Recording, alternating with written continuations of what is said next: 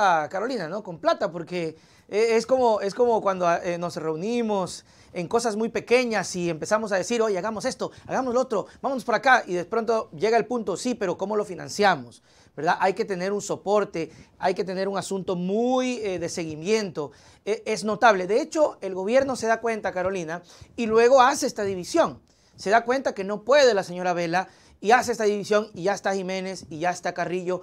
Y aún así la cosa todavía no termina de rodar muy bien, porque Carrillo algo quiso hacer cuando trasladó a estos cabecillas a La Roca, pero tampoco es que La Roca está en las condiciones. Fue como una decisión como decir, híjole, si no hago algo ahorita, la cosa se friega. Pero no fue una decisión muy pensada porque no tenía La Roca las adecuaciones necesarias.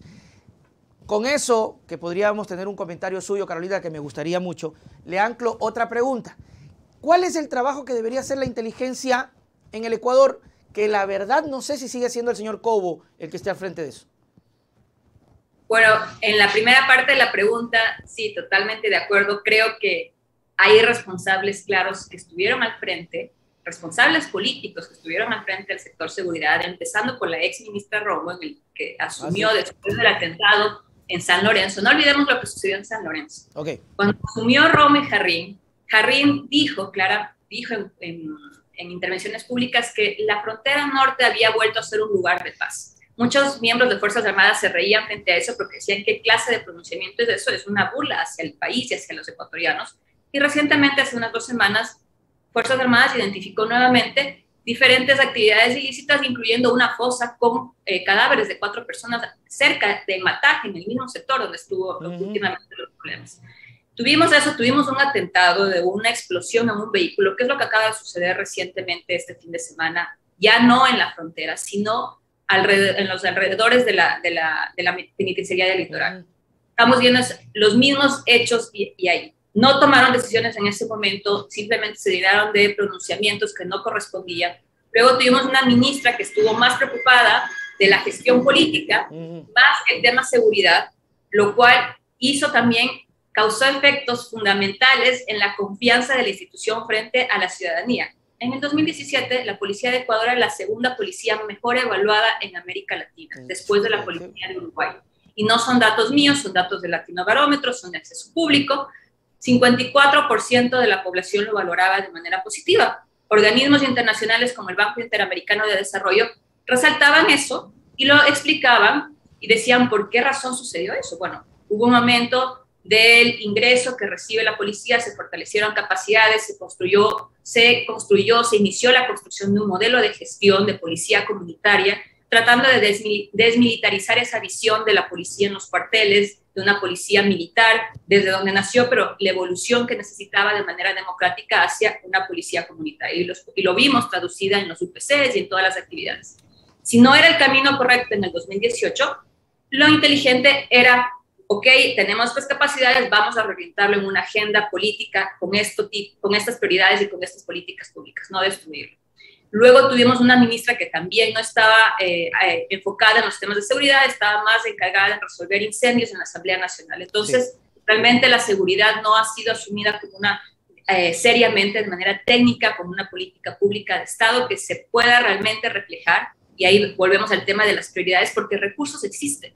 Claro. Los ingresos de petróleo están en un nivel récord. Lo que pasa es que el gobierno actual, y eso tenemos que saber los ecuatorianos, los gobiernos de derecha y los gobiernos neoliberales siempre creen que el Estado tiene que tener una reducción, tiene que tener no una interferencia en los sectores, etcétera, y la priorización de los recursos está en otra cosa. En la mente del presidente, la priorización de esos recursos está en otra cosa, no en lo que realmente importa para los ecuatorianos, que es inversión social, tener una educación de calidad, salud pública de calidad, y por consecuencia construir una política integral de seguridad integral. Pero, bueno, tiene toda la razón, mi querida amiga, pero es impresionante cómo falta un poquito incluso de empatía, porque si soy presidente y tengo el criterio, que ya sabíamos de dónde venía el presidente, y no me doy cuenta que realmente hay una ciudadanía que está cansada, que está harta, que están matando a la gente, que hay inseguridad, puchica, estoy completamente loco en ese sentido, hablando del presidente. Le decía sobre el tema de Cobo, ¿cuál es la función que podría ejercer? ¿Qué debemos esperar? Créalo que no lo veo al señor hasta hace rato que no lo veo, no da declaraciones, no asoma, no dice nada. Y antes lo veíamos, pero número uno. Bueno, en primer lugar hay que entender que quien está al frente del sistema de inteligencia, a cargo del Centro de Inteligencia Estratégico, no es muy común, no solamente en Ecuador, sino a nivel mundial, que dé muchas declaraciones de prensa. Okay. Normalmente no es la función tradicional. Puede suceder que si él quisiera darle un toque especial a su gestión y una mayor transparencia y comunicación con los medios y con la ciudadanía, podría generar esa dinámica, pero no es algo que es normal, entre comillas, en quienes lideran estos espacios, no solamente en el Ecuador, sino en general a nivel mundial. Sin embargo, hemos visto que las pocas declaraciones que ha dado, y yo estuve leyendo una entrevista que él dio a un medio digital, su visión y las prioridades de riesgos y amenazas que él miraba para el Ecuador estaban enfocadas también en mirar lo que es el terrorismo político. Entonces él mencionaba, bueno, uno de los temas importantes y que no podemos perder de vista es el terrorismo político y también lo que está vinculado a las posibles células que todavía siguen existiendo a partir de octubre de 2019. Eso es casi textual a lo que él dice en su entrevista, no son mis declaraciones. Entonces, vemos por ahí que hay un enfoque equivocado de quien está al frente del ente, que es el ente rector, y que está a cargo de coordinar el Sistema Nacional de Inteligencia. Entonces, 2018 sucedió exactamente lo mismo, se disminuyeron las capacidades. No nos olvidamos que en el 2009, cuando se crea la Secretaría de Inteligencia y cuando se crea el Sistema Nacional de Inteligencia, con la Ley de Seguridad Pública del Estado se reemplaza la Ley de Seguridad Nacional, que estaba vigente, la última ley en el 79, pero la original, quien marcó el esquema de trabajo de todo el sistema de inteligencia, fue del 64. Tuvieron que pasar cerca de 45 años para reemplazar una ley que fue aprobada por una junta militar en plena dictadura militar. 45 años. Y ahora ciertos miembros en servicio pasivo dicen que eso fue un acto antidemocrático, cuando es totalmente lo contrario.